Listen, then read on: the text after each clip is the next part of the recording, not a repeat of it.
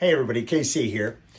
So, as you all know, right, Michael Sansolo and I, we will look for any opportunity to draw a business lesson from the movies, which is why we co-wrote this book several years ago, The Big Picture, Essential Business Lessons from the Movies.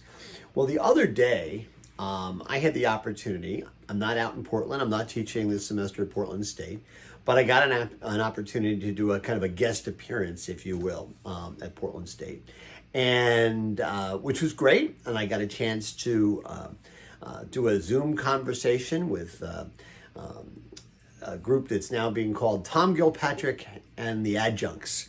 And we talked about omnichannel, and we talked about direct-to-consumer, we talked about e-commerce, talked about a lot of different stuff. It was a lot of fun.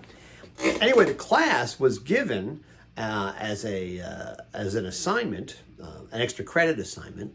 They could actually come up with movies and business lessons, and basically they get a prize. Whoever I chose as the winner gets a copy of a signed copy of The Big Picture, Essential Business Lessons for the movies. And they, and I thought, I would tell you who the winner was here, because I think this person is terrific.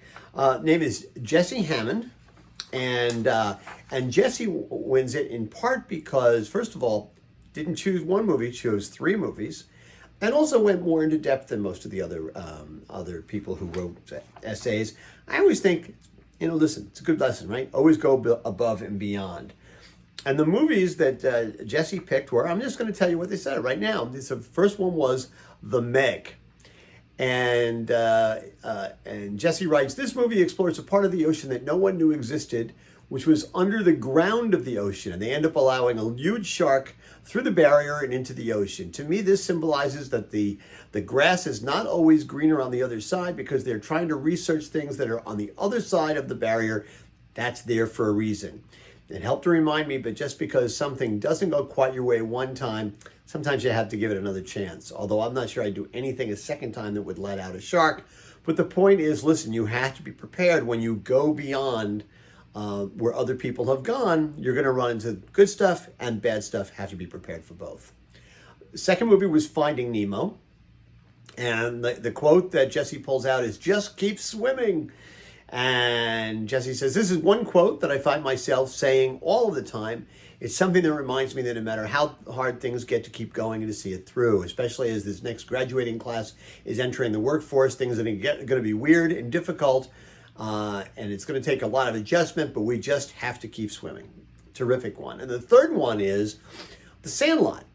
And I like that one a lot. The characters in The Sandlot spend a lot of time being terrified about the dog on the other side of the fence because of the way they think it looks and acts. This resonates a lot with me because I'm spending this summer participating in an internship at Kroger in the seasonal buying department. And I'm getting the opportunity to hear everyone talk about the paths to where they are now. All of them are saying that they, quote, never would have thought I would enjoy this category, unquote, but they ended up loving it.